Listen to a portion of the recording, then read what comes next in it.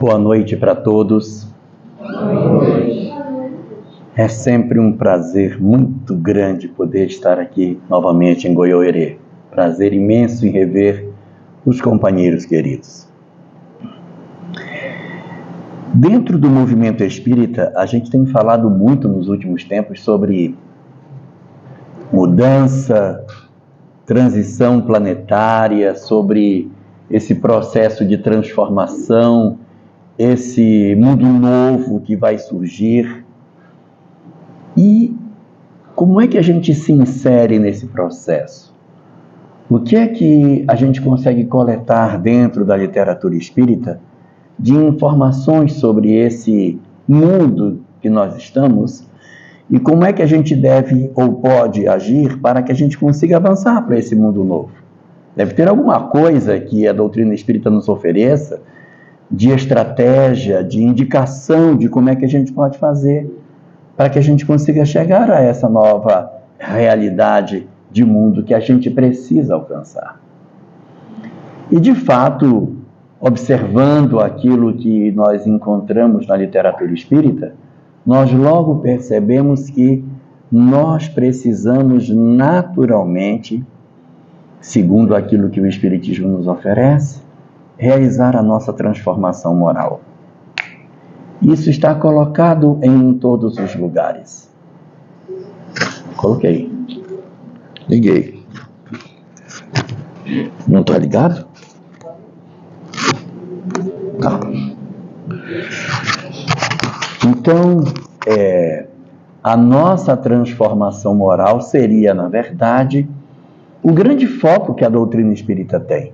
Se nós observarmos a obra de Allan Kardec, está colocado ali de maneira muito clara, olha, a forma de nós conseguirmos fazer o nosso ingresso no mundo novo é a partir da nossa transformação moral. Isso é muito recorrente dentro da literatura espírita, a ponto de Allan Kardec colocar no início do capítulo 17 do Evangelho segundo o Espiritismo, a informação de que o objetivo do Espiritismo é a transformação moral do homem.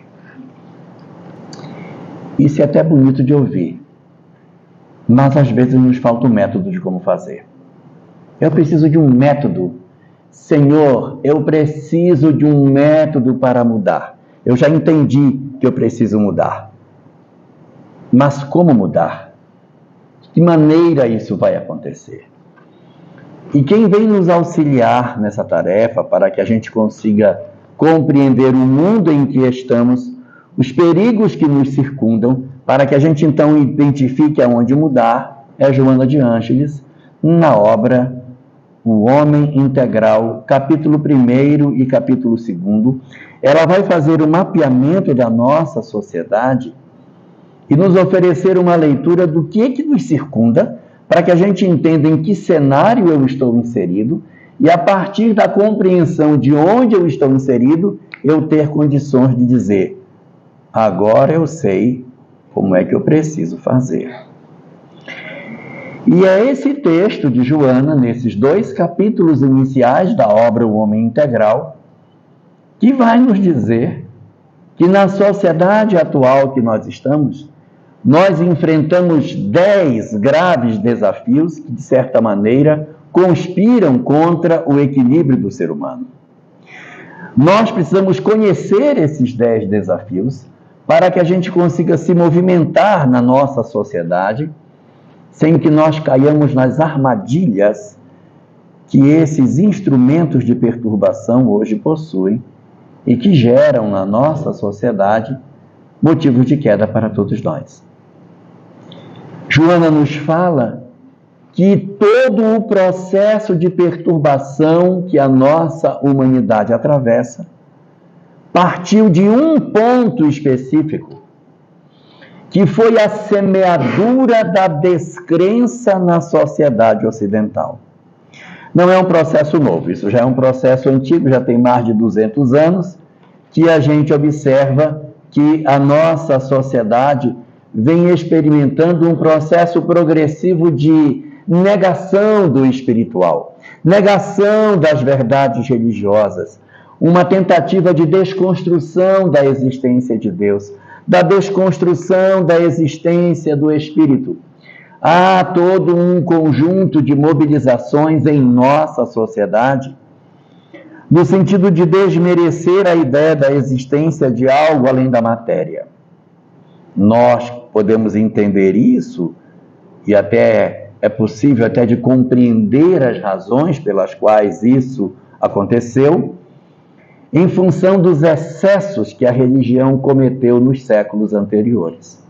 A religião torturou, matou, colocou na fogueira, fez uma série de absurdos com os pesquisadores, os cientistas, os filósofos, pensadores, os médiuns, todos aqueles que de alguma forma se posicionaram de maneira diferente da visão dominante religiosa do Ocidente foram sacrificados.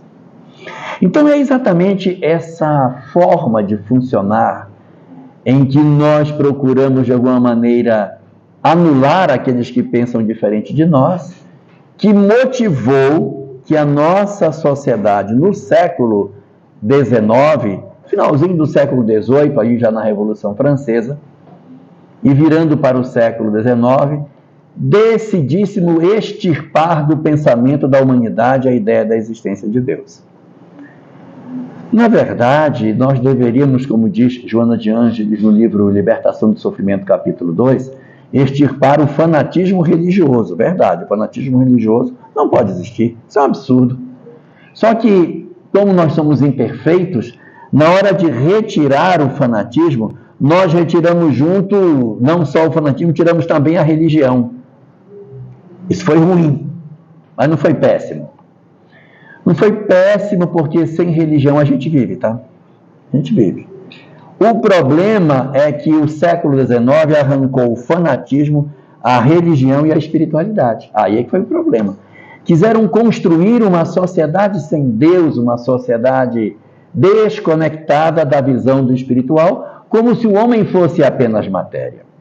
E essa é a matriz de todo o processo de sofrimento que a nossa humanidade atravessa, que, segundo Joana, nós nunca tivemos na história da humanidade nenhum período em que a descrença fosse o pilar básico sobre o qual a nossa sociedade se estabelecesse. Então, Joana coloca que desses 10 pontos, o primeiro dos pontos, que de certa maneira é de onde surge toda a desconstrução da nossa sociedade atual, é a descrença. A negação de tudo que seja espiritual.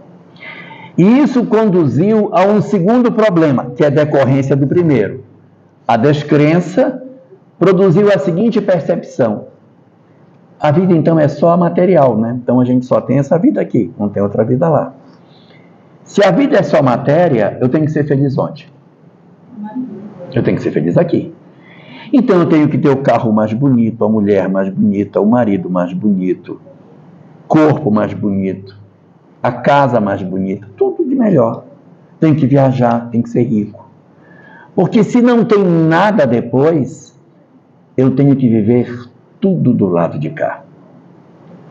Então nos diz a doutrina espírita, e mais especificamente Joana de Ângeles, que a descrença gerou uma sede de consumo da matéria, ou seja, a vida se voltou para o mundo material. Então as pessoas procuraram as academias, não é para ficar saudável.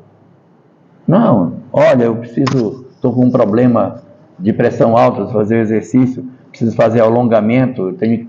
Não é mais. Nós estamos em busca do corpo perfeito. E às vezes a gente quer o corpo perfeito já assim com uma idade próxima da minha. Não vou dizer igual porque não dá. Mas próxima da minha, e a gente quer, e o corpo não vai mais ter 20 anos, ele não vai mais. Não tem mais como, não existe mais como a gente tentar fazer uma juventude eterna, ela não vai existir. Mas eu tenho pavor de envelhecer, eu tenho pavor de ficar velho, porque a velhice significa o princípio do fim, e como eu vou morrer e vou acabar, eu preciso ter todos os prazeres que a vida pode me oferecer. Então a gente compra carro, compra isso, compra aquilo, vivendo uma vida focada apenas nos aspectos materiais.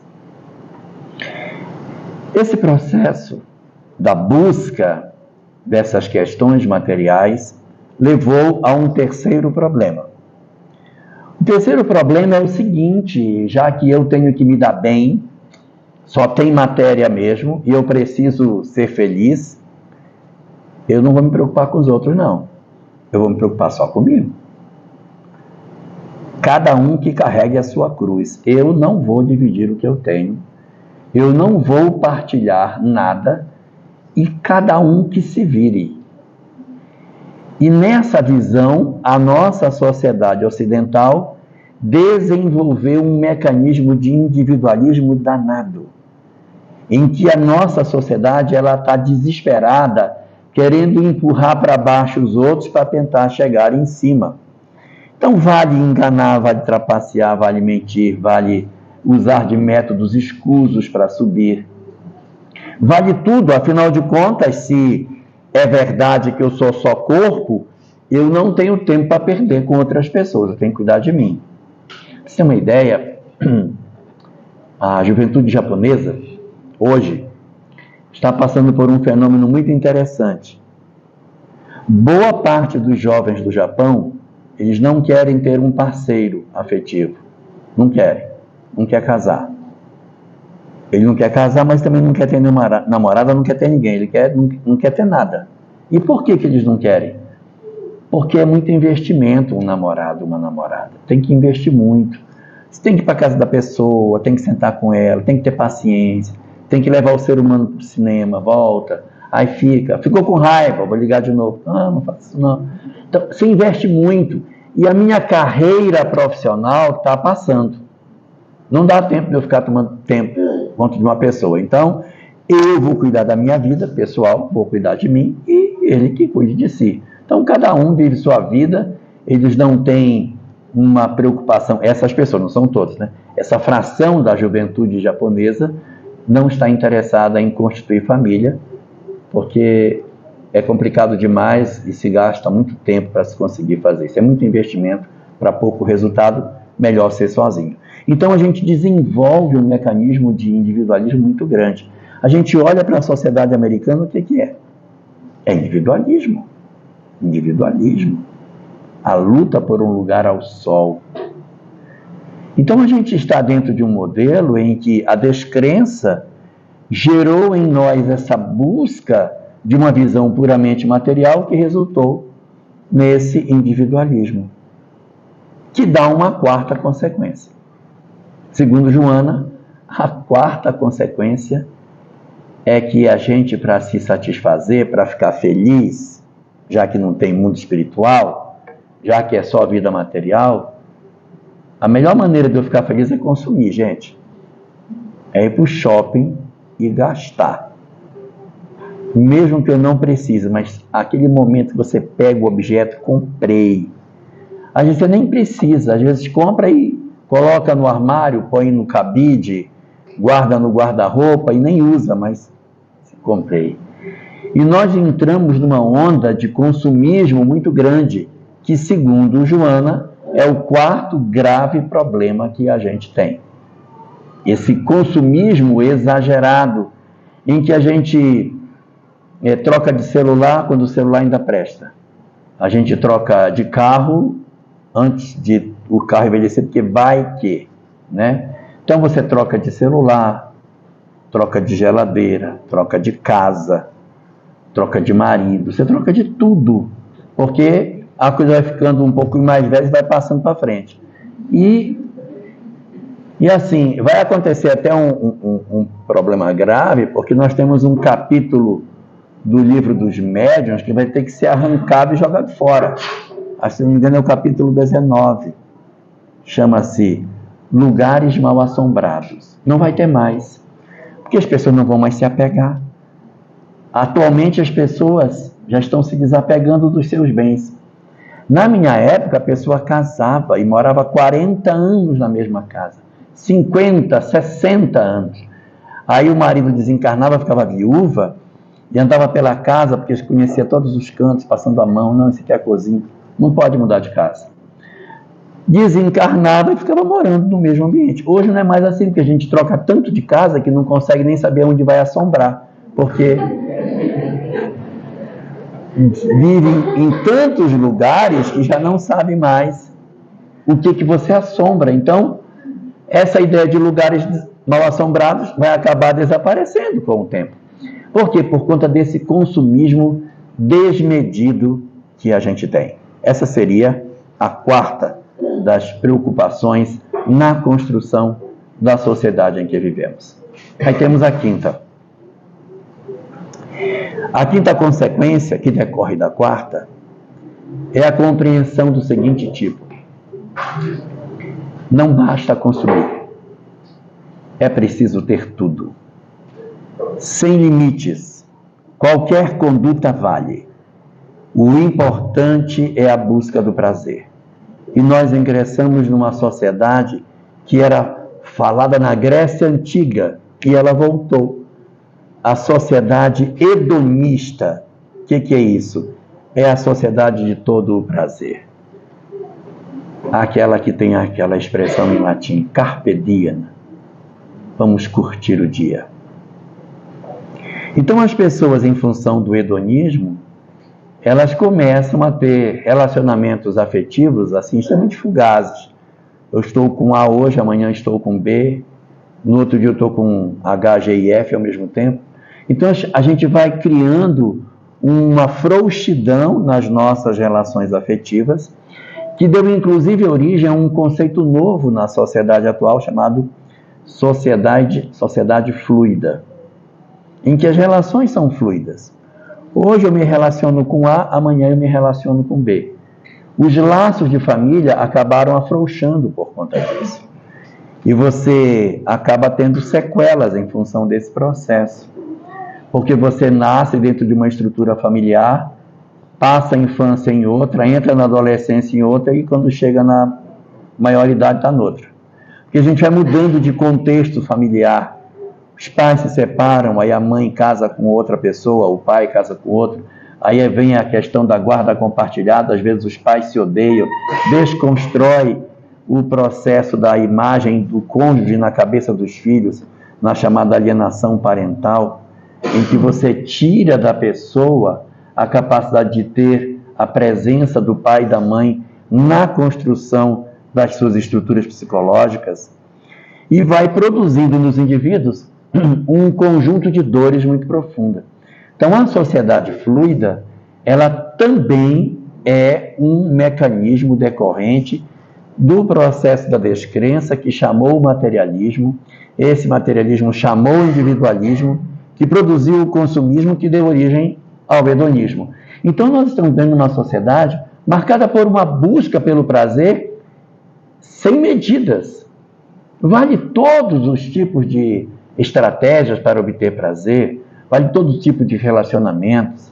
Promiscuidade hoje está muito forte na nossa sociedade. Mas esse é só o quinto. Tem o sexto. O sexto fator que decorre do quinto, que decorre do hedonismo, é uma busca incessante pela estética. A nossa sociedade hoje está aflita demais pelo corpo perfeito. Então tem todo tipo de prótese, tem todo tipo de recurso para que você apresente um corpo que até nem é seu. E isso é até complicado, porque na época que eu era menino, a menina mais bonita era a garota lá da escola. Ela era muito bonita. Hoje não é mais. A menina da escola é feia, coitada. Ela é feia. Porque bonita é aquela menina que eu vejo lá no Instagram, que publica umas fotos, que eu não sei nem quem é, não sei nem quem é essa garota, eu nunca vi, mas as fotos dela são maravilhosas.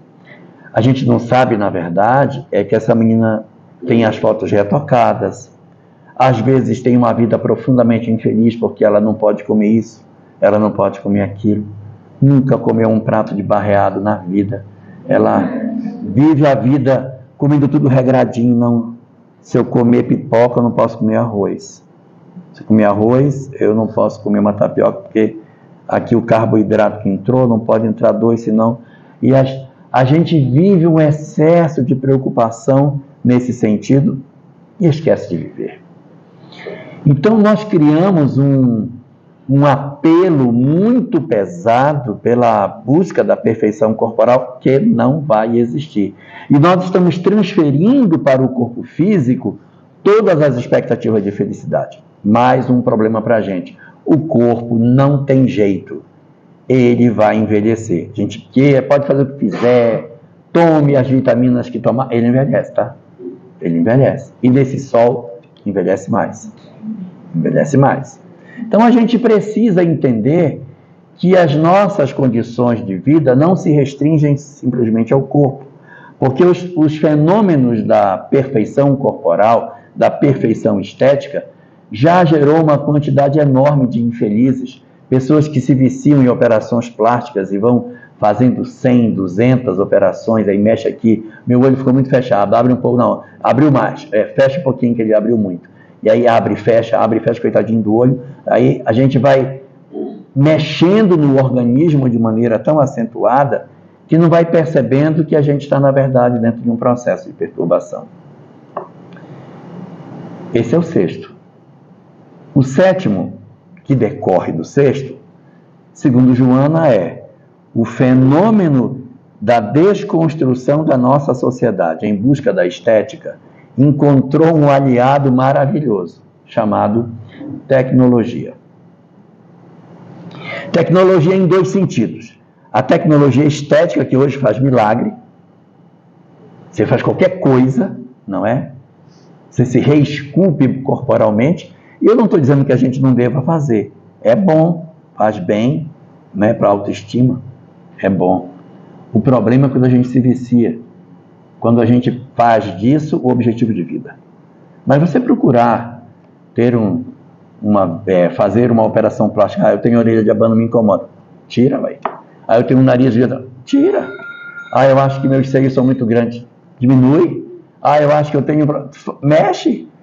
O problema é a gente passar a existência inteira mexendo continuamente sem se sentir satisfeito. Aí quando a gente começa a repetir muito as intervenções plásticas, a gente precisa ficar atento para ver se a gente não está entrando num vício. Mas fazer, tudo bem.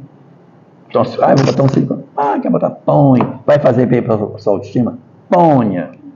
Agora o problema é você coloca, depois não quero mais, aí tira, coloca de novo, não voltar. Agora eu quero um de 1000 ml de cada lado. Então, assim, depende muito de cada circunstância. Mas a gente não pode se viciar dentro da perspectiva de que essa tecnologia ela existe para o bem do homem e não para o mal dele. Para melhorar a autoestima. Ótimo. Senão daqui a pouco a gente não está pintando cabelo, né? Não está mais passando nenhum batonzinho. Então é sempre bom a gente ter alguns cuidados, né? Mas a tecnologia ela teve impacto em dois aspectos. O primeiro foi na tecnologia de estética.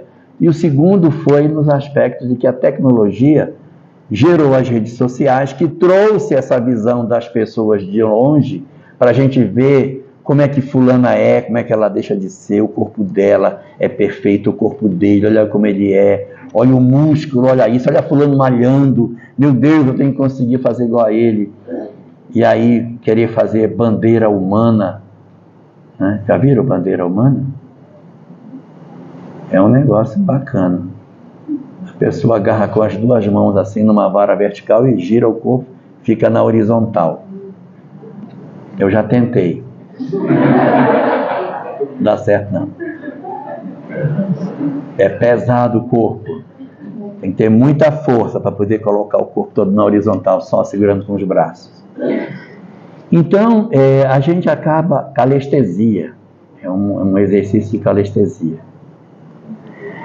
Então, assim, a tecnologia, que é uma coisa maravilhosa, as avós que o digam, né, que poder falar com os netos pelo telefone e ver o menino crescendo é maravilhoso, mas ela tem sido usada de uma maneira muito, muito errada por muitos de nós, para procurar essas perfeições que não existem e também porque elas transferiram muitos dos indivíduos para dentro da rede social. As pessoas saíram do mundo real e entraram numa espécie de mundo virtual. A família, então, ela quase que se transferiu para a rede, os amigos estão na rede, as pessoas conversam mais por esse ambiente e vai gerando um exército de tímidos, de pessoas com dificuldade de relacionamento, que produz fenômenos de depressão, de angústia, solidão, vazio existencial, muito graves na nossa sociedade atual. E essa tecnologia, ela tem um grave problema. Ela aproxima quem está longe, mas ela afasta quem está perto. Então a gente precisa fazer um jejum desse negócio em casa, sabe? Com o marido, com a esposa, com o filho, a gente não ficar muito grudado nesse negócio, porque isso afasta a convivência. Não estou dizendo que a gente feche todas as redes sociais, mas a gente dá um tempo, a gente se policiar, para não ficar, para conversar com as pessoas olhando no olho, a gente conversar com as pessoas olhando no olho delas. Não sei, olhando para baixo, claro, mas o olho aqui. Isso não é bom, o outro se sente desprestigiado. Então a gente precisa fazer um esforço nesse sentido para melhorar. Esse seria, segundo a Joana de Ângeles, o 7º grave problema. Aí tem o 8º, que nasceu do 7º. As redes sociais, que são o 7º, geraram o 8º, que são os falsos ídolos. Apareceu um exército de pessoas, não sei de onde, que possui uma quantidade absurda de seguidores, e essas pessoas têm um poder de influência imenso, principalmente nos mais jovens. Eles colocam uma frase e uma multidão de jovens se joga na frase que eles dizem. Eles falam uma coisa e uma quantidade de milhões de pessoas seguem as ideias que eles têm. Isso é muito perigoso, porque é a adoção de novas lideranças que nós não sabemos de onde surgem. Nós não sabemos quem elas são, o que é que elas pensam, que valores essas pessoas possuem. E às vezes elas se aproximam dos nossos filhos e elas vêm produzindo um processo de perturbação muito grande, porque os ideais que eles trazem só reforçam aqueles lá do começo da descrença. Aumenta a descrença, que aumenta o materialismo, que aumenta o consumismo, que aumenta o individualismo, que aumenta o hedonismo, que aumenta a preocupação estética, que aumenta o problema da tecnologia e vai gerando uma bola de neve. Então, essa é a sociedade em que nós estamos vivendo, marcada pela presença desses líderes, desses influenciadores digitais, desses falsos ídolos, que diz Joana, são heróis do dia que não amanhecem. No dia seguinte já nem existe mais. Mas são pessoas que, durante o tempo em que estiverem em evidência, produziram uma série de desgraças na vida dos outros. Às vezes são pessoas que aparecem na rede social para sugerir suicídio, para sugerir que as pessoas promovam uma ruptura na sua vida. É muito grave. E aí tem o 9º problema, que decorre do 8º, que é a violência. A violência que decorre das redes sociais. Eu nem estou me referindo à violência das grandes cidades.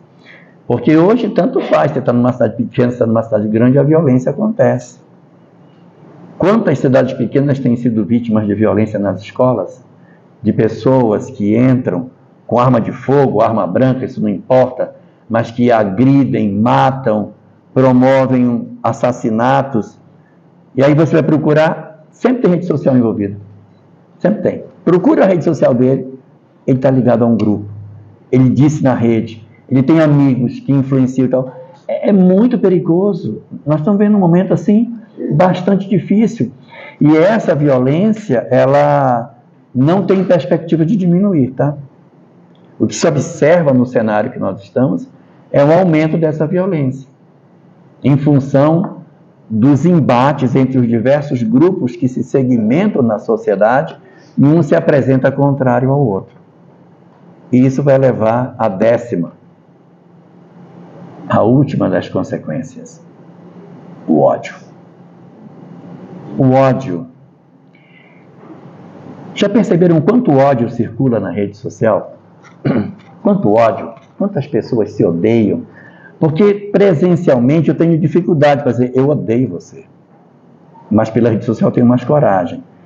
Então nós estamos nos mostrando como nós somos. Nós estamos descobrindo que nós somos muito piores do que a gente pensou que fosse. Nós estamos descobrindo que a nossa sociedade é muito mais doente do que a gente pensou que ela realmente fosse. Nós já éramos doentes antes. Com a pandemia a gente ficou mais doente ainda. Nós ficamos muito mais doentes com a pandemia. Aumentou nos consultórios em 25% a procura por atendimento clínico de psicologia. A quantidade de pessoas que hoje tomam remédio controlado é imensa. Há uma quantidade muito grande de pessoas hoje que estão sendo socorridas pela essa medicação. E eu não estou dizendo com isso que a gente não deva tomar, não. Deve tomar, viu? Deve tomar.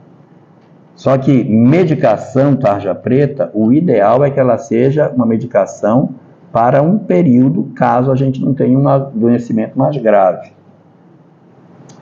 Se você apresenta algum tipo de adoecimento mais grave, evidentemente que aquela medicação terá que ser tomada durante toda a existência, porque é um problema que perdura. Mas nós temos na janela dos chamados transtornos mentais vários transtornos que não são permanentes, eles são temporários. E eu citaria aqui 2, embora sejam 35, vou citar só 2, que são depressão e ansiedade. Esse negócio não é para ser, em princípio, para toda a vida. Mas a gente precisa tomar medicação. Por quê? A medicação que a gente utiliza para a depressão, por exemplo, funciona igual a muleta que o ortopedista nos dá. Você quebrou a perna, você não tem condição de caminhar. Então o médico diz, nós vamos engessar a sua perna e você vai andar de muleta por um tempo. Você vai usar a muleta até quando? Até calcificar o osso. Quando calcificar o osso, tira a muleta e você vai andar. É esse o paralelo com um medicamento para depressão. Eu estou numa crise depressiva terrível, tem que entrar com a medicação, claro, tem que entrar, senão a pessoa piora, agrava, pode cair numa depressão profunda e pode, inclusive, raiar na ideação suicida. O que eu posso fazer? Entra com a medicação. Medicação estabelece, você equilibra, mas aí é a muleta. Você tem que se organizar emocionalmente para que você apresente melhorias e o médico diga, você está melhorando, vou começar a diminuir essa medicação. Aí o médico vai diminuindo a medicação e a pessoa vai ficando melhor até que ela pode ficar sem o medicamento. Essa é a ideia. Eu tenho uma amiga que ela tem depressão. E aí, já está um tempo tomando, o médico, acompanhando o caso dela, diz para ela assim, estou vendo que você está melhorando. Eu vou diminuir a sua medicação. Doutor, então dobre. Porque só do senhor falar que vai tirar, já fiquei deprimida, só de saber que você vai tirar meu remédio. Pode dobrar. Então, às vezes, a gente não está fazendo muito esforço para se ver livre da medicação. Porque, de certa maneira, é até confortável. Eu não preciso me esforçar, não preciso fazer mudança. Aí eu tomo um remedinho para dormir, tomo um remedinho para acordar e tomo um remedinho para depressão. Uma bandinha só. De manhã, uma bandinha à noite, e a gente vai vivendo. Isso não é legal, isso não é bom, porque isso torna a gente dependente. Se a gente quiser saber se nós estamos muito doentes ou não, façamos um exercício. Pensemos assim, vamos imaginar que durante 12 meses nenhum remédio tarja preta vai fazer efeito. Todo mundo vai ficar tomando remédio, mas não vai fazer efeito. Imagina como vai ficar o mundo. O trânsito, o ambiente de trabalho, os lares. O que vai piorar a nossa sociedade? Então nós estamos muito mais doentes do que a gente pensa que é.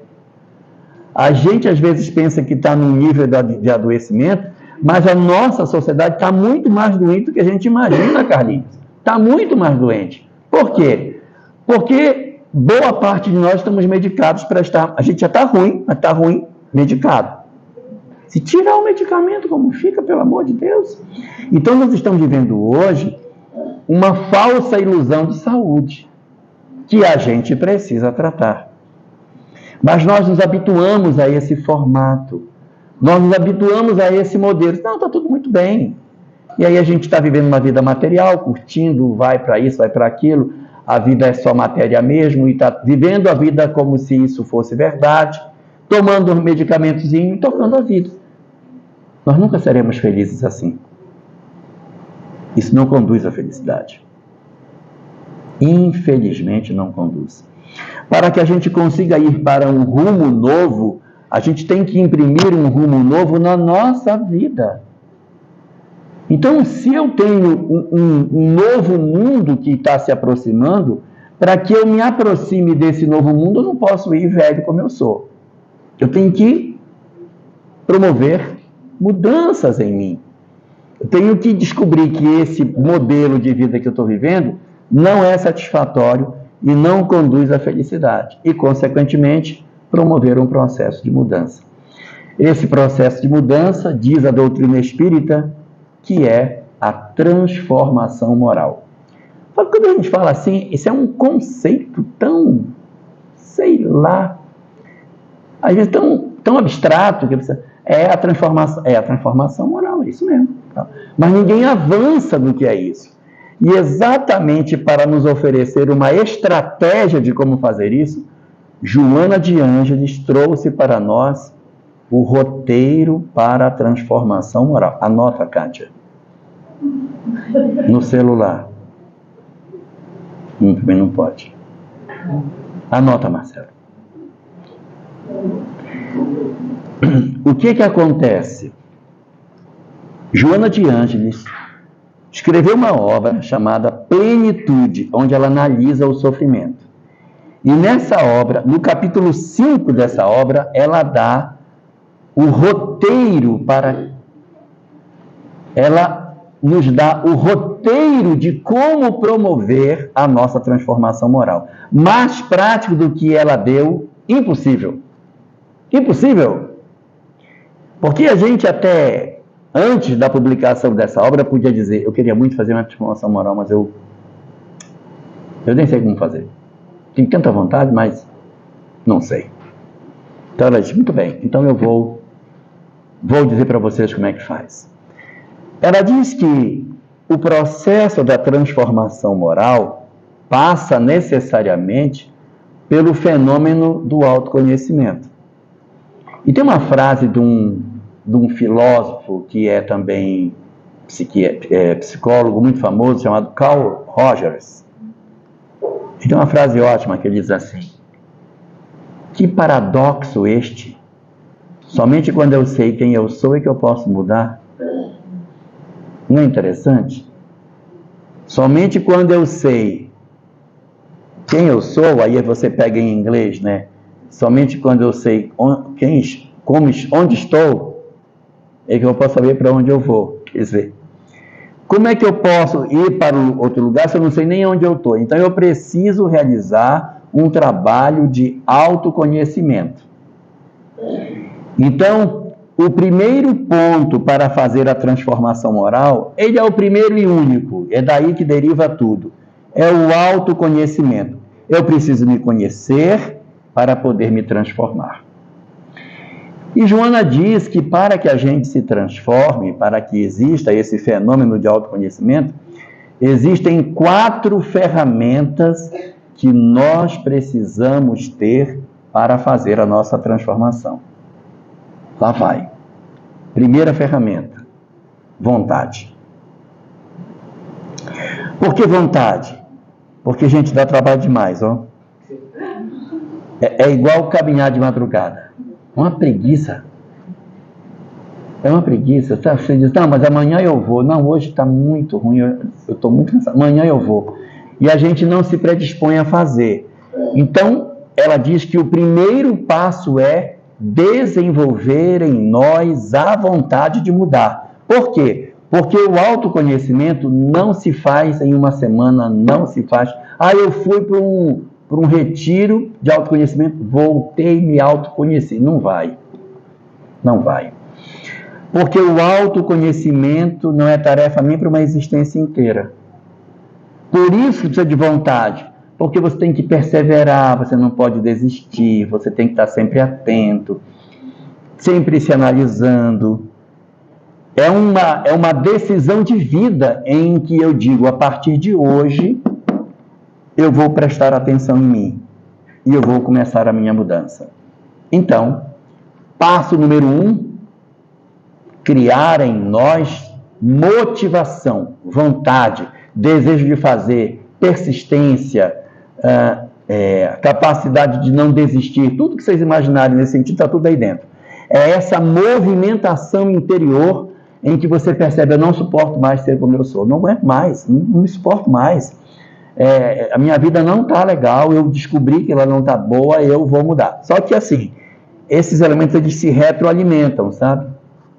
A vontade ela vai sendo fortalecida pelos outros 3. E aí a gente vai se desenvolvendo progressivamente. Elemento número 2.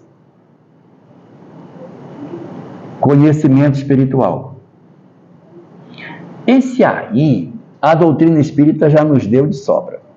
Mas o que Joana diz é o seguinte, não dá para você fazer um processo de autodescobrimento, de transformação moral, de verdadeira iluminação do ser, sem conhecimento espiritual. Porque se você achar que você é o corpo, que você tem que ir para a festa, que você tem que ter o corpo perfeito, que tem que ir... Cara, você não vai conseguir.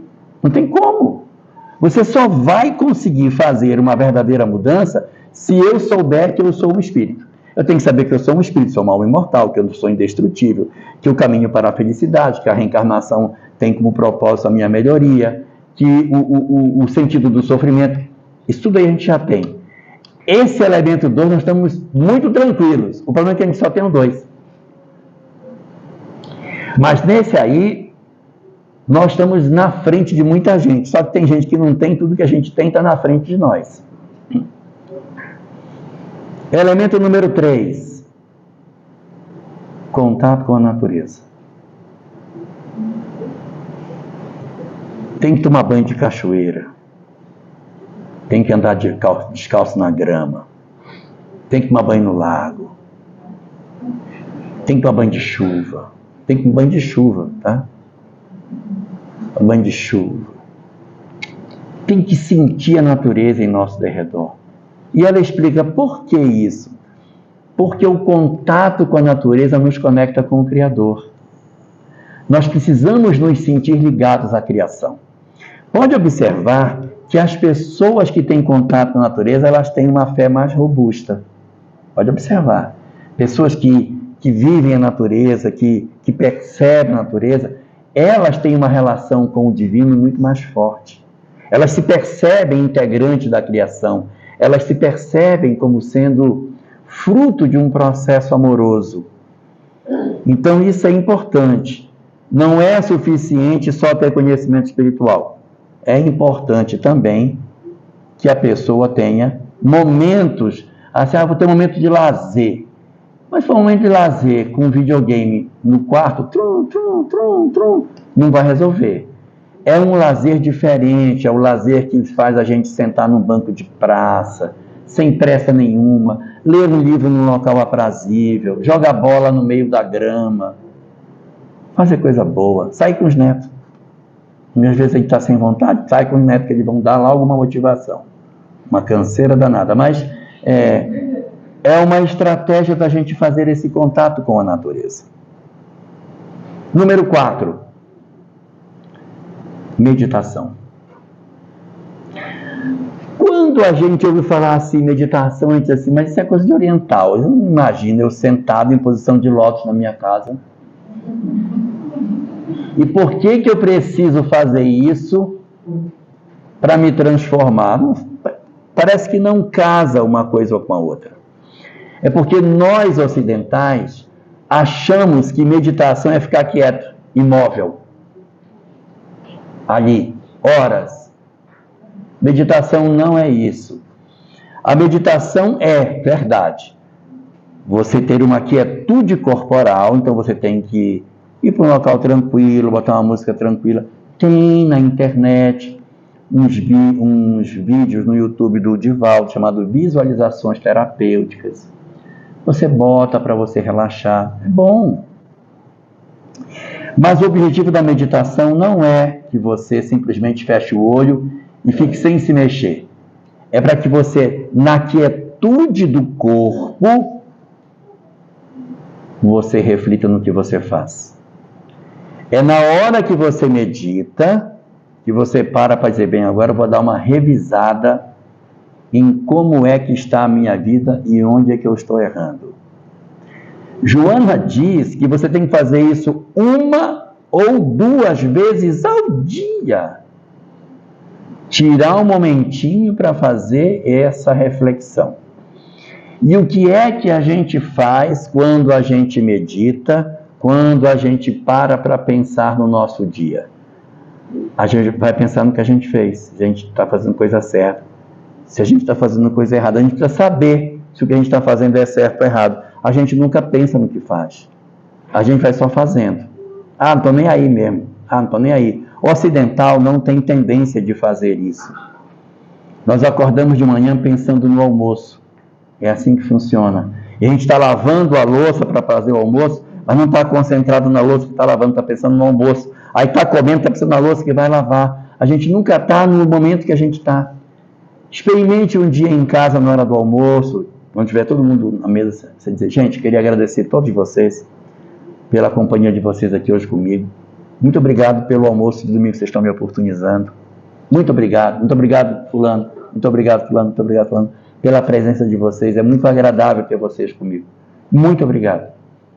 Vão achar que você está louco, porque nós não temos o hábito de celebrar o presente. Nós só temos o hábito de celebrar o passado. Vamos lembrar hoje que é aniversário fulano, mas a gente não lembra agora da pessoa que está conosco.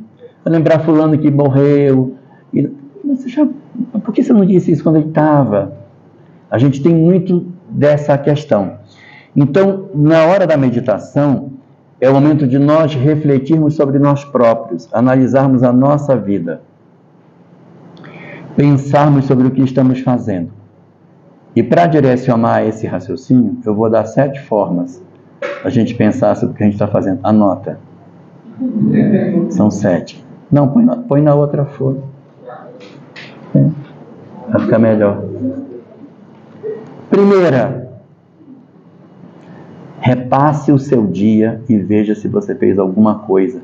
Se você feriu alguém, se fez tudo o que deveria ou se deixou de fazer alguma coisa. Repasse o seu dia todinho.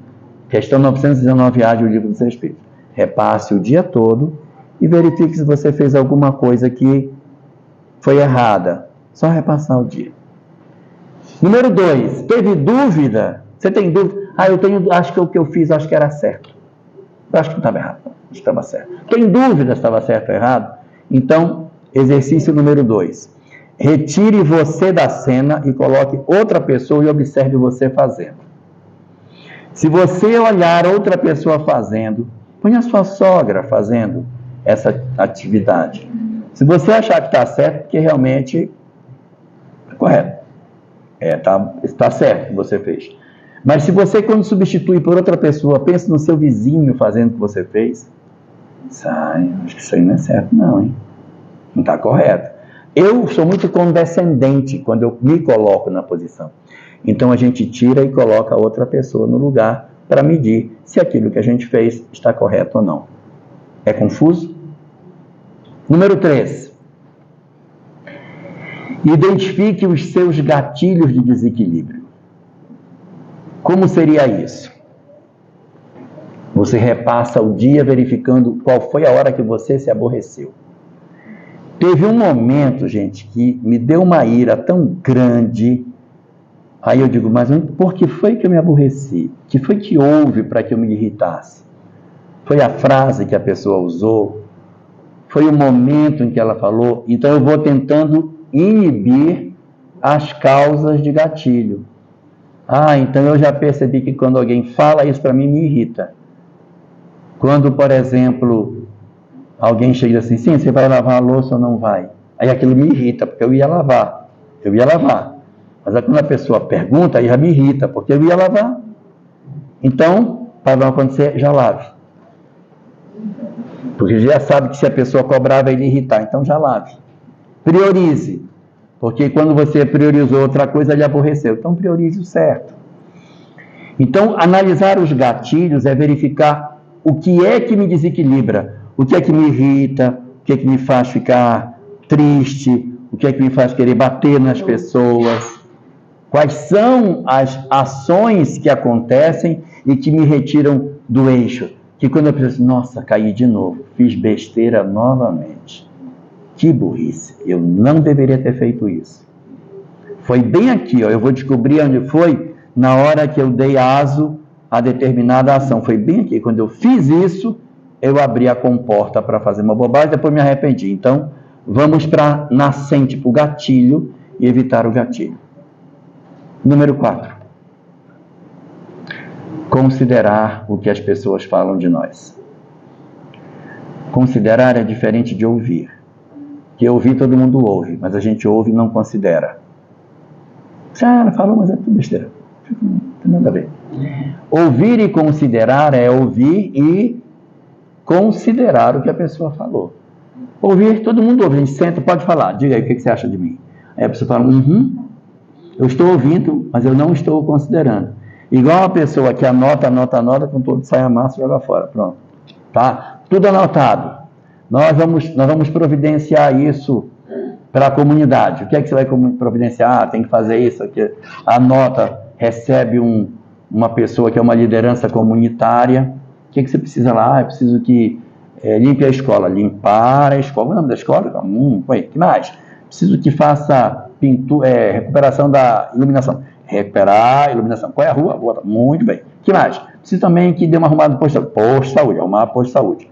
Pronto, está tudo anotado aqui. O senhor pode ficar tranquilo. A liderança sai para aquilo, amassa, joga no lixo. Pronto. Isso é ouvir, mas não considera. Nós temos que aprender a considerar. As pessoas nos avaliam, considere o que elas falam. Principalmente as que não gostam de nós, são as que melhor nos ajudam. Porque elas são bem sinceras. Você é uma pessoa inconvivível, você é insuportável. Aí você, olha, eu sou insuportável. Em vez de você odiar, olha o que ela disse de mim. Aproveite a avaliação e considere que ela está lhe dando uma boa informação sobre você mesmo, que os seus amigos não lhe dariam. Mas os nossos inimigos têm uma excelente sinceridade que pode ajudar muito o nosso autoconhecimento. Sogra, nesse momento, é uma pessoa muito importante. Pode ajudar demais esse processo de autoconhecimento. Número 5. O número 5, você tem dúvida se o que você fez é certo ou errado. Eu não tenho certeza. Será que é certo o que eu fiz? Eu não estou fazendo mal a ninguém. Eu faço errado só porque eu acordo meio-dia, sento na mesa para comer, e aí eu me levanto e vou deitar e nem tiro o meu prato da mesa? Não estou fazendo mal a ninguém, não estou batendo em ninguém, não estou maltratando ninguém. Não posso dormir até meio-dia e sentar na mesa, comer e voltar para dormir de novo, e à noite sair para a rua? Como é que eu vou saber se a minha conduta é certa ou errada? Tem uma estratégia. Nós pegamos a nossa conduta e generalizamos, imaginando todo o planeta fazendo igual a nós. Minha mãe acordando meio-dia e sentando na mesa. Meu pai acordando meio-dia e sentando na mesa. Se o mundo ficar melhor com o que eu faço, a conduta é boa. Se não der certo, porque é ruim. Essa é uma medida para você se autoconhecer. Gostou dessa? Immanuel Kant. É dele. Número 6. Eu já rastreei várias formas de saber se o que eu faço é certo ou errado. Tem uma sexta forma. A sexta forma é de Joana de Ângeles. Ela diz assim: analise se o que você faz preserva a vida. Se o que você faz preserva a vida, é bom. Se conspira contra a vida, não é bom. E é bastante lógico. Por quê? Deus é o supremo bem. E Deus fez a criação. Se Deus fez a criação também é o bem. E a criação é vida. Se você destrói a vida, você está indo contra a vontade de Deus. Então, não é bom.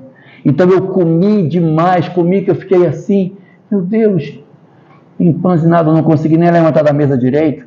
Eu fiquei respirando, passando mal. Isso é certo ou errado? Verifique se isso é a favor ou contrário. Isso é bom para a saúde, um negócio desse? Então não é bom. Não, eu fiquei sem comer o dia todinho para eu emagrecer. Comi nada. Só bebi água 2 vezes só, porque até água, às vezes, eu fico preocupado que possa me engordar. Aí você pensa, isso é a favor ou é contra a vida?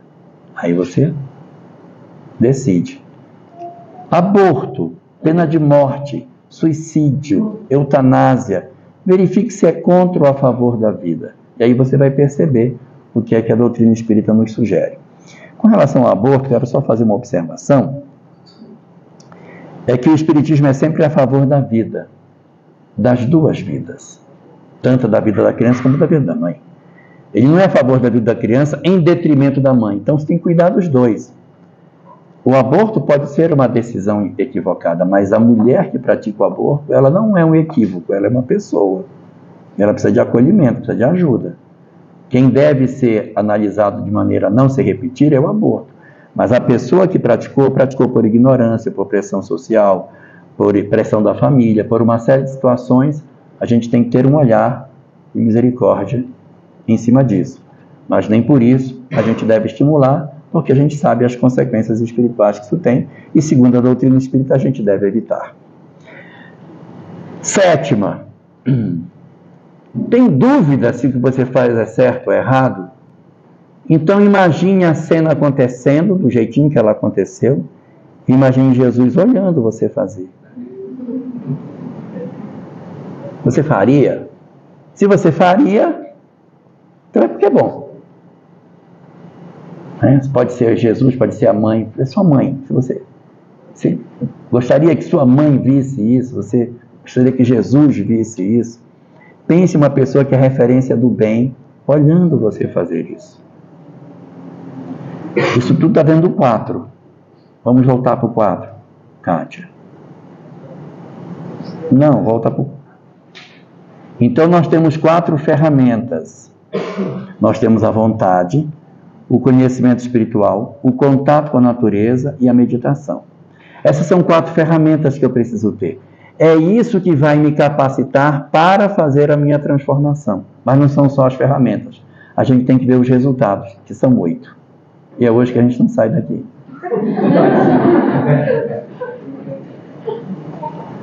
Os 8 resultados são 4 para dentro. São 4 para dentro e 4 para fora. 4 valores que vão acontecer para dentro de nós, que significa transformação moral.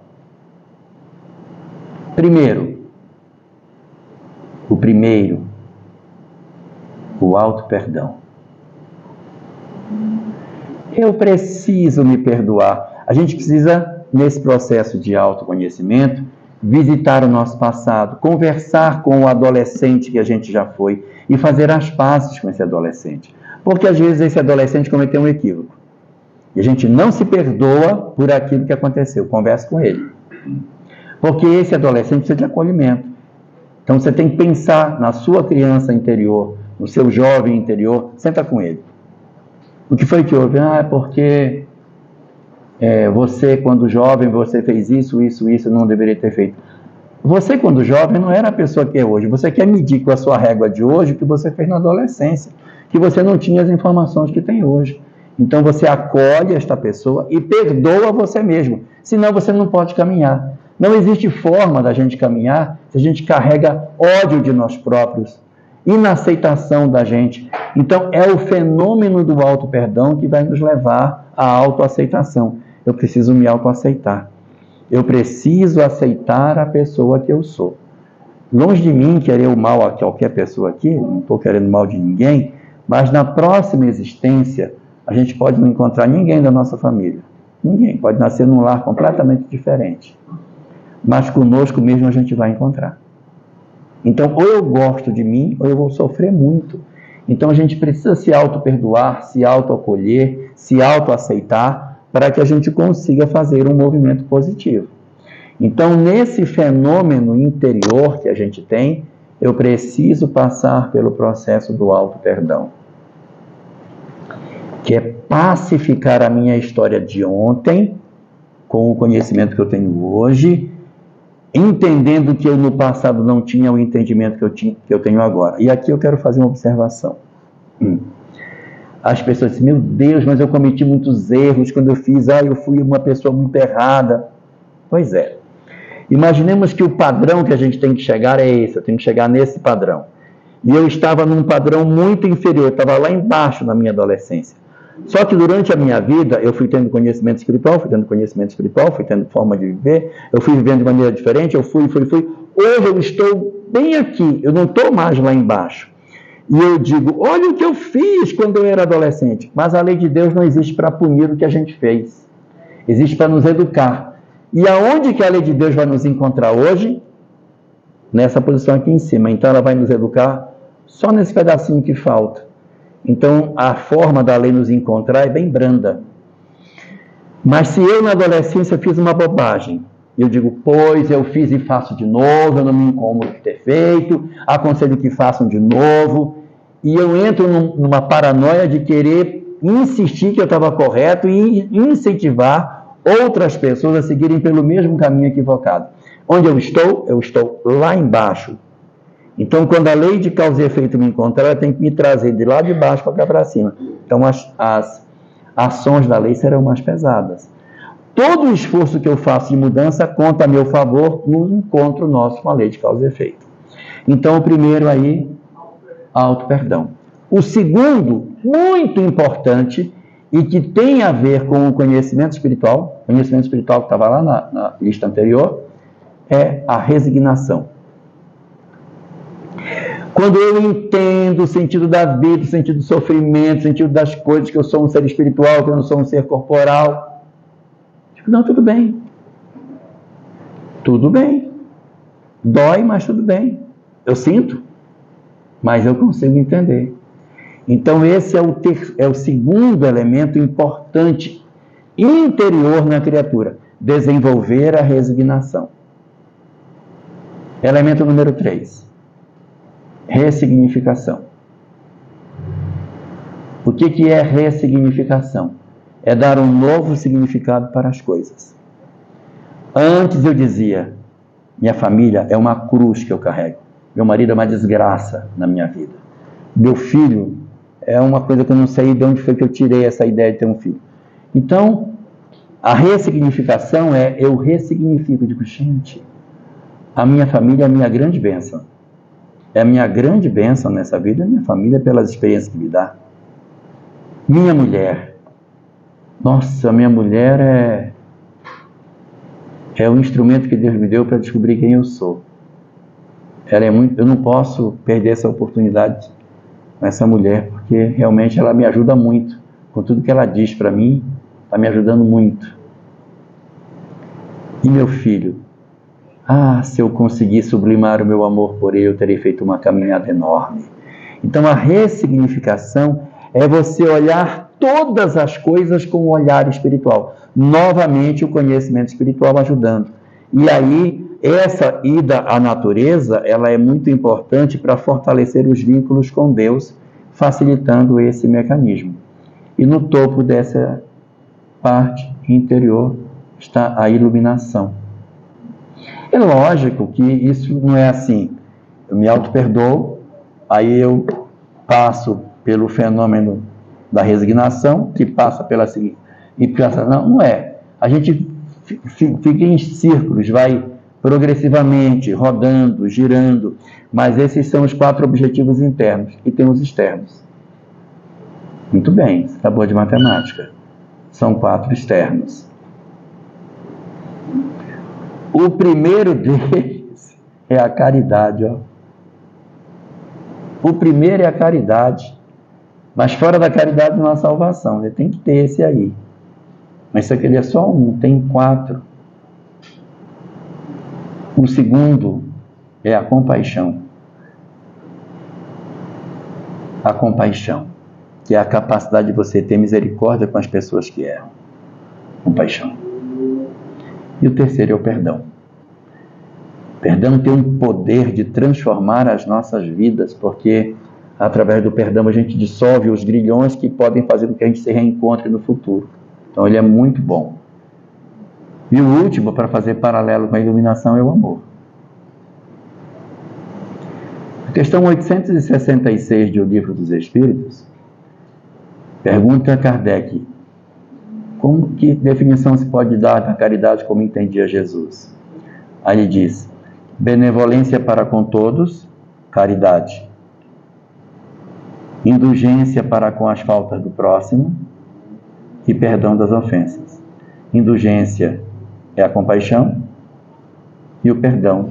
Então, o BIP está aí representado nesse diagrama de Joana de Ângeles, que culmina com o amor. Essa é a estratégia que Joana de Ângeles nos apresenta, é o roteiro que ela tem na obra, Plenitude, para que a gente possa alcançar o rumo para esse novo mundo, para esse mundo novo, para onde nós queremos ir. Então, o roteiro está posto, o diagnóstico está montado por Joana, só falta uma coisa: nós seguirmos, porque ninguém pode evoluir por ninguém. Cada um de nós terá que fazer o seu trabalho de conseguir fazer a sua transformação. Tá bom? Nós vamos fazer a nossa prece para a gente encerrar esse nosso momento e em seguida a gente, depois da prece, tem uma outra informação para passar. Então nós vamos orar.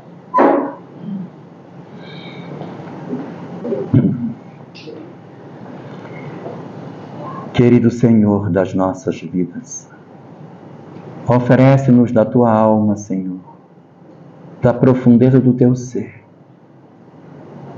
os recursos que precisamos para a cicatrização das nossas feridas.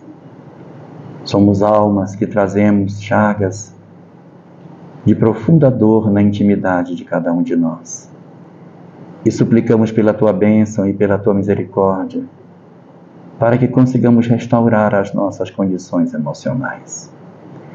Pedimos-te assim, ó Senhor, que Tu visites os nossos lares, derramando as Tuas bênçãos sobre todos os nossos familiares, assistindo os que se encontram acamados, doentes do corpo, bem como aqueles que se encontram adoentados do espírito. Que as Tuas bênçãos se derramem por sobre todos nós, e se derramem também sobre as entidades espirituais que ali se encontram no nosso ambiente doméstico. Que eles também possam ser acolhidos e envolvidos na graça da Tua misericórdia. E que os espíritos, que são tutores das nossas vidas, possam realizar o trabalho de acolhimento carinhoso de todos aqueles que ali se encontram, convivendo conosco em regime de reciprocidade. Que o Teu amor se derrame por sobre todos, Senhor, facultando com que aqueles que se vincularam a nós por afinidade e aqueles outros que por alguma razão desenvolveram por nós aversão, que eles também sejam envolvidos carinhosamente pelos nossos espíritos benfeitores. Deita as Tuas bênçãos sobre o nosso lar, Senhor, nos facultando sentir a extensão da Tua misericórdia. E permite-nos que os nossos espíritos benfeitores estejam mais próximos de nós, nos envolvendo, nos intuindo, nos inspirando para o grande trabalho de encontro conosco mesmo, na grande tarefa de nos desembaraçarmos das nossas próprias imperfeições. Envolve-nos assim nas Tuas misericordiosas bênçãos de paz, derramando o Teu amor por sobre toda a humanidade sofredora, e permitindo a todos os Teus filhos o dom de sentirmos o Teu amor a penetrar-nos profundamente. Obrigado por tudo que nos ofereces, Senhor, e que as Tuas bênçãos permaneçam conosco, não somente hoje, mas para todo sempre.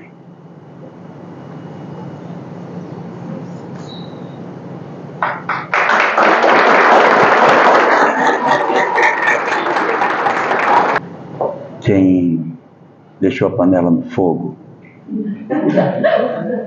ou avisou que já ia voltar, está liberado, tá? Ninguém se sinta obrigado a ficar. Quem precisar sair, fique à vontade.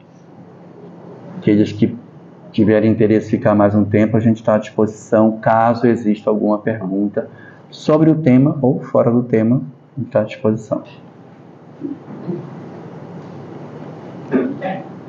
Uma de cada vez, senão eu vou me confundir.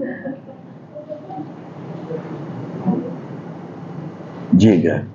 Jorge, quando a gente tem uma mágoa muito grande, né? Uma mágoa grande. É uma coisa que nos machuca muito, muito, muito. E a gente não dá conta, não consegue. Como que a gente... Olha, quando a mágoa é muito grande, muito antiga e a gente não dá conta, é sinal de que a gente precisa de ajuda. Aí precisa de um terapeuta para ajudar, sabe? Psicólogos têm muitos recursos para nos ajudar nesse sentido. E aí uma consulta, um diálogo, porque às vezes a gente tem causas que são muito enraizadas em nós e que é difícil realmente tirar. Tem algumas que são mais fáceis, outras são mais difíceis, realmente. Algumas feridas, principalmente as feridas do campo afetivo, são profundamente difíceis de serem tratadas. Mas, como eu estava falando ainda há pouco, que existe no YouTube um conjunto de vídeos chamados Visualização Terapêutica, eu sugiro que você procure. Como é que ele funciona? Você vai localizar no YouTube, vai colocar para rodar e vai deitar, vai fechar os olhos. E vai seguir as instruções que a voz vai dando para você. Então vai ser dito para você mais ou menos assim, vai relaxar o corpo, perna, pés, braços, vai fazer aquele relaxamento comum. Depois de feito o relaxamento, que você já está ali uns 15 minutos relaxado, começa o exercício. Vai ser pedido para você imaginar que você está num local tranquilo. Ou é um trigal, ou é um lago, é um ambiente onde você percebe muita paz. Não tem barulho nenhum, tem apenas você, um lago de águas tranquilas, uma plantação toda igual. E permite que você entre em contato com esse ambiente, você vai sentir que você está nesse lugar, que é para relaxar você emocionalmente. Aí ele vai dizer, agora, se aproxima lá longe a pessoa de quem você tem muita mágoa. E você vai imaginar que essa pessoa que você tem mágoa, ela apareceu lá longe. E ele vai dizer, você vai permitir que ela se aproxime o tanto que você deixar. Então ela vai caminhar o tanto que for possível. De repente ela vai ficar lá 2 km de distância. Ou pode ser que você deixe, que ela se... quem vai decidir a distância vai ser você. Aí ela vai chegar perto, aí ele vai dizer, agora diga para ela tudo que você quer dizer. Aí você vai dizer tudo que você tem vontade. Agora você vai ouvir tudo que ela tem para dizer para você. Aí você vai ouvir tudo que o outro tem para dizer para você. Depois desse diálogo que não acontece, mas só na sua cabeça, essa pessoa que lhe magoa, ela se afasta e vai embora. Aí entra alguém que você muito ama. Alguns terapeutas colocam Jesus, outros não colocam assim. Imagine a pessoa que você mais ama agora chegando. Mas é muito importante que no final do exercício chegue essa segunda pessoa que vai equilibrar as emoções. Jesus, ele chega, se aproxima de você e lhe abraça, que é para compensar as emoções do encontro com o seu desafeto. Jesus vai embora, você volta a ficar no lado, vai voltando. Repete todos os dias. E com a repetição, o cérebro, que não sabe o que é real e o que é imaginação, ele vai achar que você está encontrando de verdade com essa pessoa. E ele vai se desarmando. Ele vai ficando cada vez vendo com mais naturalidade o encontro com essa pessoa. E como você vai dizendo para ela tudo que você tem para dizer, você vai automaticamente diminuindo. Mas isso é só uma parte. Porque o que eu tenho que fazer? Não é só a meditação. Eu tenho que ter contato com a natureza. Eu tenho que ter conhecimento espiritual, eu tenho que ter vontade firme. Vontade para quê? Para não desistir do exercício todo dia. Conhecimento espiritual para quê? Para saber que ele é um espírito também, que nem você, que ele também vai progredir, que você não pode guardar mágoa, porque se você guardar, isso aumenta a chance de reencontro do amanhã, que você fica infeliz, pode haver uma doença, E aí, o conhecimento espiritual vai ser importante para você entender o sentido da dor. E o que eu vou dizer talvez seja difícil, mas todo o processo de mágoa é um amor que ficou doente. Todo. O ódio não necessariamente. Que eu posso odiar uma pessoa que eu nunca conheci. Mas a mágoa é sempre de alguém que eu esperava algo e essa pessoa me decepcionou. Isso é a mágoa. Então, na medida em que a gente vai fazendo, a tendência é que a mágoa diminua, e quando a mágoa diminui, o que sobra é o sentimento bom. E, surpreendentemente, se existe mágoa, vai existir um amor por baixo. Mas tem que repetir. Então, minha sugestão, terapeuta, exercício de visualização terapêutica, estudo doutrinário para conhecimento espiritual, contato com a natureza, o exercício que é essa meditação e vontade para não desistir, para ver se a gente consegue vencer esses bloqueios todos. Diga. No sétimo passo que você falou da nossa decadência, né, da sociedade, das descrenças, sim. Citou a tecnologia, como uma ferramenta. E hoje nós estamos à porta da Revolução 4.0. Sim. E aí, essas IAs, que a gente supõe que vai ser a inteligência artificial, né? Eu estou repetindo para poder gravar, só por isso. Que vão ser a grande liberdade humana, a grande realmente vocação do futuro. Vamos ampliar essa questão de humanidade, elas vão fazer. Será que é isso ou será que é a questão, como você disse, que uma rede social hoje que era para aproximar nos afasta, uma inteligência artificial pode gerar um amortecimento intelectual? Na verdade, toda a tecnologia é como uma faca. A faca nem é boa e nem é ruim, depende de quem manuseia. Energia nuclear é bom ou é ruim? Depende de quem usa. Do uso, tem uso medicinal. Meu Deus, a gente pode fazer muita coisa boa, mas o homem consegue. O cara que inventou a TNT, que é o Nobel, do prêmio Nobel, ele inventou para abrir buraco nas montanhas para o trem poder passar no Velho Oeste. Mas aí veio um cara que disse, gente, isso aqui num caixa eletrônico vai ser ótimo. Então você vê que existe da mente humana usos equivocados. As redes sociais, elas não foram criadas para ser um instrumento de ódio, elas foram para poder integrar a sociedade. E se falava muito o seguinte, que no futuro haveria pouco emprego para quem trabalha do pescoço para baixo e muito emprego para quem trabalha do pescoço para cima, porque do pescoço para baixo as máquinas substituiriam o homem. Então tem máquina de lavar, máquina de fazer pão, comprei uma máquina de fazer pão, excelente posição. Máquina de fazer pão, tem máquina de lavar louça, tem máquina de tudo, um espetáculo. Isso é tudo do pescoço para baixo, mas que do pescoço para cima não tinha como, porque analistas sempre iria se precisar. E o que se descobriu? Que agora talvez os empregos de analista também comecem a ficar ameaçados. Eu vi outro dia que parece que teve um juiz que fez uma sentença baseada em ChatGPT. E aí já deu problema. Imagine para o professor corrigir trabalho de monografia, tese, dissertação, TCC, artigo científico.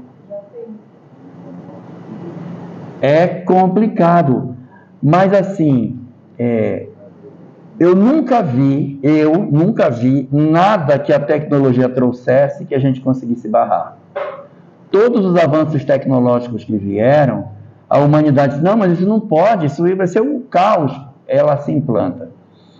É que vocês são muito jovens, mas se vocês fossem um pouco mais jovens, vocês lembrariam de quando o Uber entrou.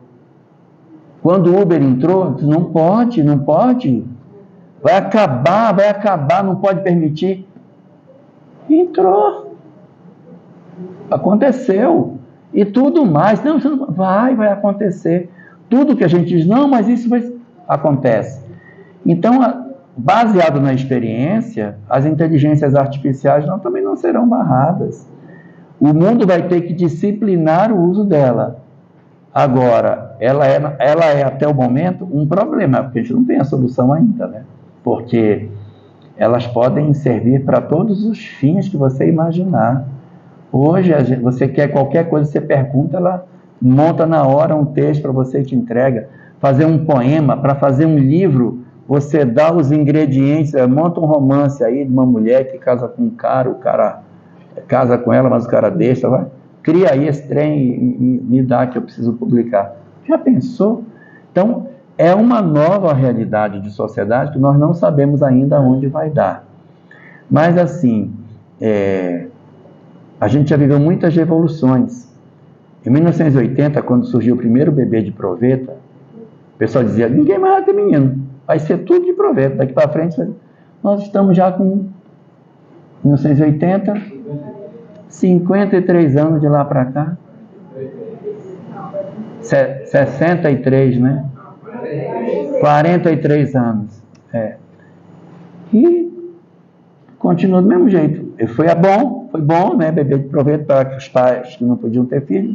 Joia, mas continua. Então, a gente vai absorvendo e vai se ajustando. De repente, nós vamos ter aí uma forma de conviver com isso, não sei qual, mas a gente deve ter algum amadurecimento da sociedade em termos de uso dessa ferramenta que, bem utilizada, ela vai ser muito útil para a humanidade, não é? Hoje, quando a gente faz algumas pesquisas no Google, já é o ChatGPT que responde. Você pergunta assim, qual é a dimensão de tal coisa? Aí ele vai, procura e já descreve. A dimensão de tal... Aquilo não está escrito, ele cria aquele texto e te entrega. Tanto que quando você clica, ele não joga para site nenhum. Porque ele já criou aquilo e já colocou para você. Existe a possibilidade... Existe a possibilidade... de, no futuro, as mulheres não terem que ter filhos. Das mulheres no futuro não ter que ter filhos? E terem filhos, mas de uma forma diferente, para não ter dor. Não sei se é meio fictício ou... Eu acho. Assim, sempre a mulher ser um veículo, veículo da reencarnação.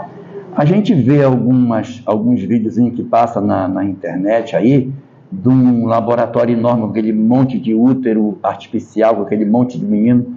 Mas isso é ficção. Porque a tendência é que as coisas aconteçam da forma mais natural possível. O que não quer dizer que a gente não evolua para ter úteros artificiais, no caso de uma necessidade. Se olha, a mulher teve uma gravidez tubária de um lado, teve gravidez tubária do outro, arrancou os 2 ovários, ela não tem mais. E agora, como é que vai fazer? Implanta no útero, beleza, mas ela teve uma esterectomia, o cara tirou o útero dela, ela não tem mais nada. Como é que eu vou gerar numa mulher dessa? Barriga de aluguel, aí pronto, coloca uma barriga de aluguel. Não, mas não tem ninguém, bota no útero mecânico.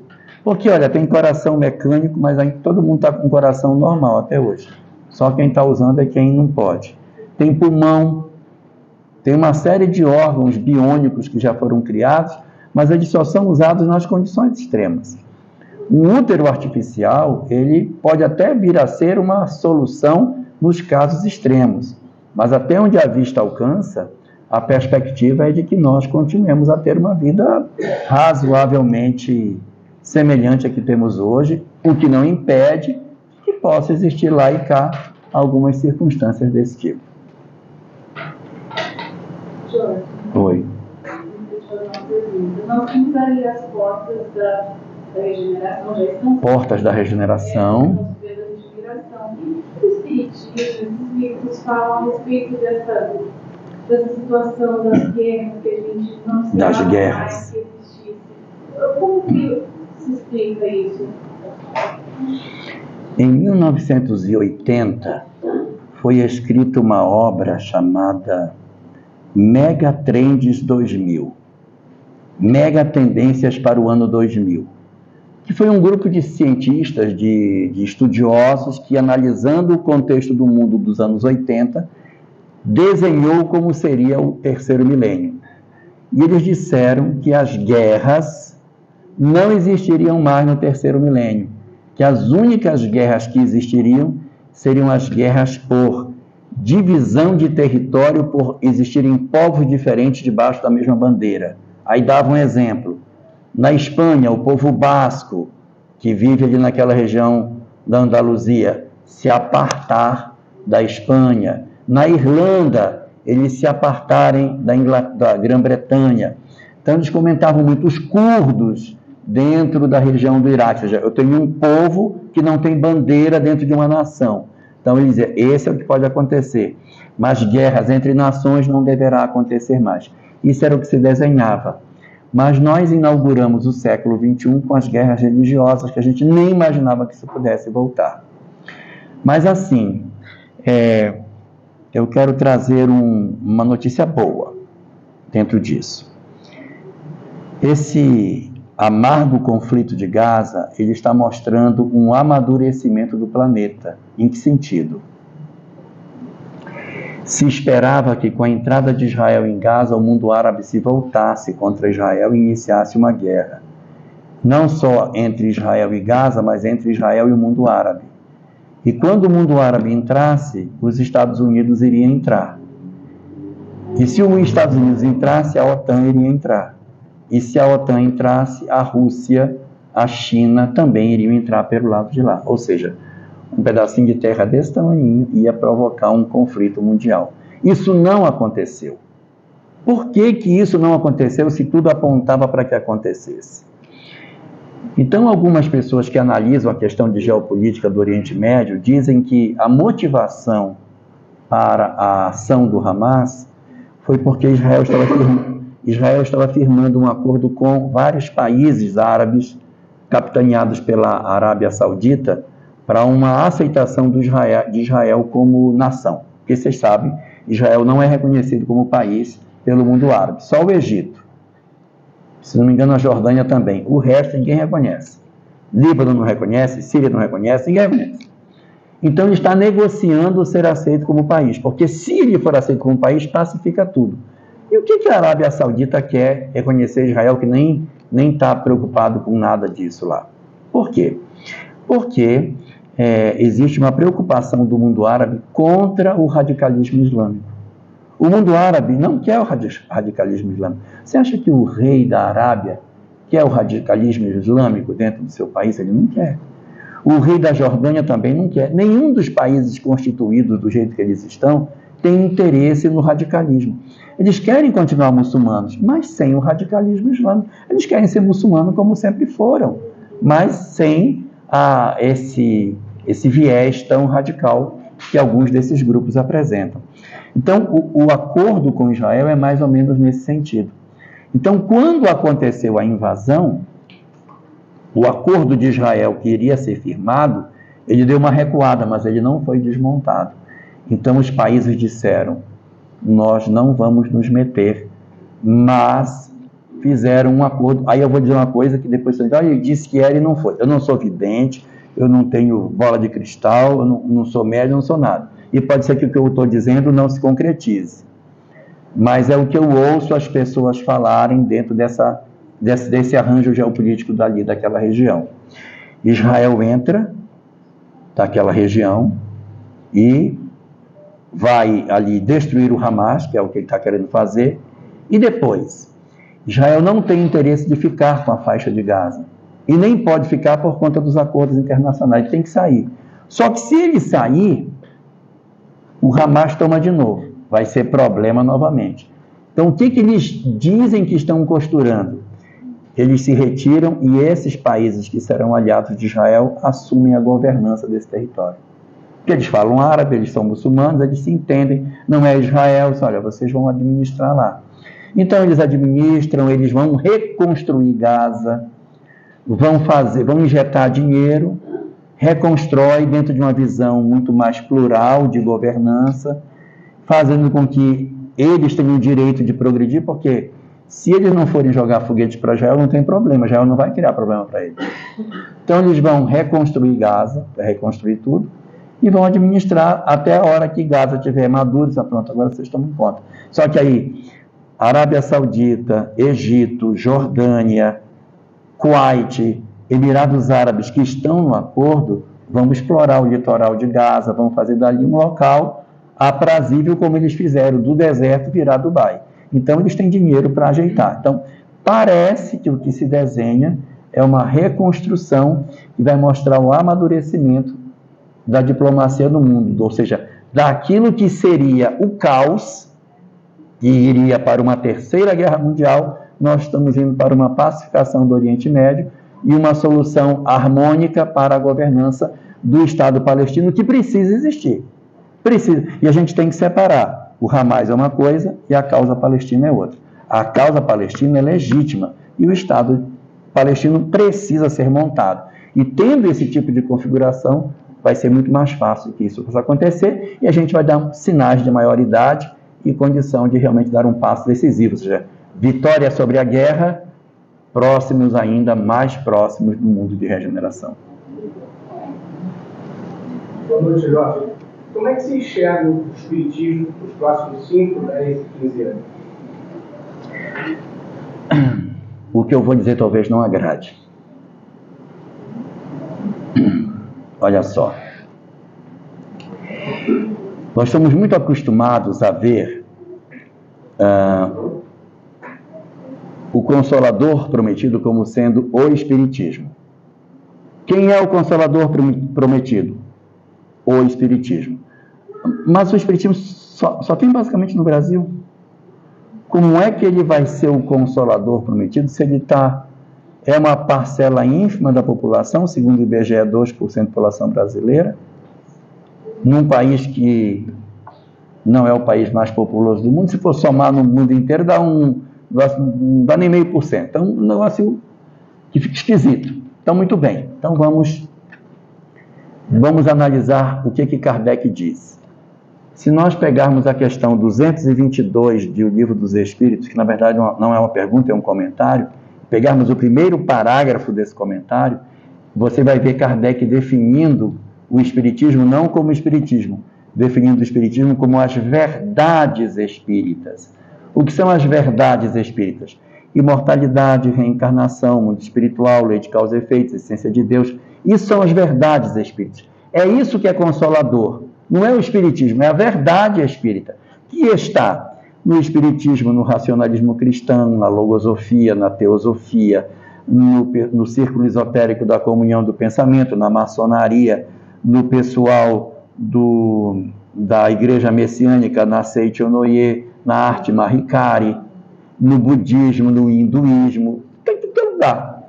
Então, essa verdade é que é o consolo. Você diz assim, vou lhe consolar, seu filho vive. Isso não precisa ser espírita. Mas o que é consolador é dizer que o espírito é imortal, que a gente vai ter. Então, isso é que é o consolador. E Kardec dá essa definição de espiritismo, item 222, primeiro parágrafo. Na conclusão de O Livro dos Espíritos, parte 6, primeiro parágrafo, ele repete que o espiritismo sempre foi conhecido, porque ele é as virtudes das verdades espirituais que sempre o homem conheceu. E no terceiro parágrafo dessa mesma sexta parte da conclusão, ele novamente define o espiritismo como sendo um fenômeno mediúnico. E diz que na Igreja Católica, o espiritismo sempre existiu na Igreja Católica. O espiritismo, como a gente fala que é espiritismo, não existiu dentro da Igreja Católica, né? Mas ele fala as aparições, as visões, as materializações, ou seja, ele está definindo o espiritismo como um fenômeno mediúnico. Então ele diz que isso é que é o consolador. Então você me pergunta, qual é o futuro do espiritismo? Eu entendo que o futuro do espiritismo, na circunstância que a gente vai ter para os próximos 10, 15 anos, não será muito diferente daquilo que nós temos hoje dentro da nossa casa espírita. E aí você certamente vai dizer, mas o movimento espírita parece uma caixa de cotonete. Você abre a caixa assim, só que tem um monte de cabecinha branca. Daqui a 15 anos não vai ter ninguém. Daqui a 15 anos vai ter... Pois é. O espiritismo, e eu posso falar porque eu sou do IBGE, eu posso dizer, é a doutrina que melhor se comunica com adultos no Brasil. Ela captura adultos de todas as doutrinas e traz para ela. Então, nossa linguagem com jovem é péssima. Nós temos a pior linguagem com jovem e temos a melhor linguagem com adulto. Então, tudo bem, é verdade, tem um monte de gente com idade avançada, mas todo o tempo está entrando gente de idade avançada no espiritismo. No último censo, não saiu o resultado desse agora para eu poder fazer as contas, mas no último, a juventude espírita cresceu 16%. A juventude espírita cresceu 16%. E os adultos cresceram 156%. E aí? Então, sumiu a juventude. Cadê o jovem? Não, eles cresceram, só que o adulto explodiu. Como adulto, é grupo de ESD, é grupo de EAD, é grupo mediúnico, é grupo de estudo, não sei o quê. As casas espíritas cheias de gente, tudo da cabecinha branca. Se um bocado desencarna, outro bocado entra. Então, nós não temos que pensar assim. Não tem jovem para substituir. Isso seria verdadeiro se nós tivéssemos entrado pela juventude. Quem aqui entrou depois dos 30 anos no Espiritismo? Levanta o braço. Percebe que a juventude não é o principal elemento de ingresso? Eu não estou falando contra a juventude espírita. Não estou falando contra, mas ela não é a única porta para que o Espiritismo possa continuar. O movimento espírita, ele tem um defeito, ele se comunica bem com adultos. Por quê? Porque a linguagem dele é de racional, pensa no sofrimento, que não sei o quê, e o jovem às vezes não está preocupado com isso. Mas ele vai continuar, no horizonte das minhas vistas, se comunicando bem com os adultos e provavelmente se comunicando mal com os jovens. A gente vai continuar tendo um movimento predominantemente formado de pessoas adultas, às vezes até idosas, mas como a nossa sociedade também está envelhecendo, a gente tem cada vez um percentual maior de idosos, a gente vai ter cada vez mais uma representatividade mais fiel da sociedade dentro da casa espírita, porque a pirâmide até está invertendo, né? Ela era assim, está virando ao contrário, abrindo para o número de idosos. E o que eu gostaria, na verdade, se eu pudesse dizer, o que eu gostaria que o Espiritismo e o movimento espírita fizesse, seria que nós descobríssemos a nossa função consoladora na sociedade. Nós estamos muito focados apenas em estudo e estamos esquecendo a população que padece. Eu não estou dizendo para a gente cortar grupo de estudo, mas para a gente olhar para as pessoas que estão se suicidando, estão deprimindo, estão com crise de ansiedade. E nós temos um excelente material e a gente ouviu tanto aquela mensagem de Jesus, entrai pela porta estreita, que a porta do centro é bem estreitinha, que ninguém enxerga. Então a gente precisa alargar a porta do centro, recebendo as pessoas, criar um grupo de luto. Por que não tem grupo de luto na casa? Grupo para receber os enlutados, para conversar sobre luto. Grupo para conversar com famílias de pessoas envolvidas com drogadição. Grupos para discutir problemas de relacionamento familiar. Grupos para trabalhar conflitos da depressão. Fazer grupos dentro da casa espírita, onde as pessoas conversem sobre isso, elas coloquem seus problemas, grupos de auxílio mútuo com aporte de conteúdo espírita. Isso a gente tem que fazer. É imperioso, a sociedade lá fora está todo mundo se matando, está todo mundo desesperado, e a gente está aqui dentro do centro espírita, debruçado em cima do livro, discutindo se Paulo de Tarso caiu de um camelo ou se caiu de um cavalo. Então, assim, vamos estudar? Vamos, mas a gente tem que estudar com 2 propósitos. Primeiro propósito, aprofundamento no conhecimento espiritual. E segundo, que tenha alguma utilidade prática na minha transformação moral. Se eu vier para cá para estudar um texto do Evangelho e chegar de volta em casa, conectou com qual princípio doutrinário? Nenhum, não teve nenhuma conexão. Qual foi a reflexão que teve? Também não teve. Foi só para saber se o Paulo caiu do camelo ou do cavalo. Então, não vale a pena. Observe o Evangelho segundo o Espiritismo e me diga qual é o capítulo que Kardec não trata de um princípio doutrinário discutindo o Evangelho. Toda vez, o capítulo é só um mote para ele falar de doutrina espírita. Mas a gente consegue, eu não sei como falar de Evangelho e não toca em nada de Espiritismo. Não fala nada de Espiritismo.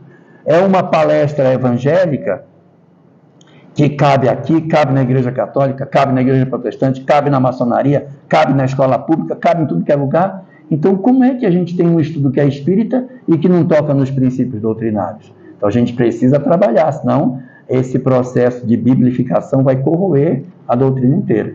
E um segundo grave problema que a gente tem é o outro, em que as pessoas falam um excesso de psicologia e não falam do espírito. É uma palestra inteira que não fala de Kardec, não fala de espírito, não fala de vida após a morte, não fala de reencarnação e não fala de lei de causa e efeito, só fala da vida. Não, porque a minha mãe, meu pai, aí quando Então, essa palestra, que é vendida como espiritismo, mas que na verdade é autoajuda, ela serve aqui, serve na Igreja Católica, serve em todo lugar. Então, ela também não é uma divulgação espírita. Para ser uma divulgação espírita, ela precisa estar apoiada nos princípios doutrinários e trazer uma reflexão moral de mudança para as pessoas. O que eu espero do espiritismo?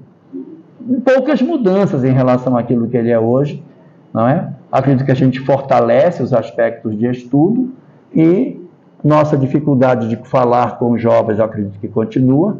Nós também temos uma tendência de falar só com as classes mais alfabetizadas. Isso também é uma característica nossa. Isso é desde o princípio do surgimento do espiritismo. Quando a gente levanta o perfil de escolaridade do brasileiro e o perfil de escolaridade do espírita é totalmente dispar. Eles não têm a correlação. E as outras doutrinas todas têm, o católico tem, o protestante tem, nós não temos. A gente só penetra em algumas camadas, tanto de renda como de escolaridade. E de idade também. Então, essa é a nossa característica. Não vejo que o movimento espírita venha a experimentar decréscimo nos próximos anos, mesmo com o pessoal desencarnando, tem muita gente entrando. Então, pode desencarnar à vontade, que vai ter gente entrando. Bom?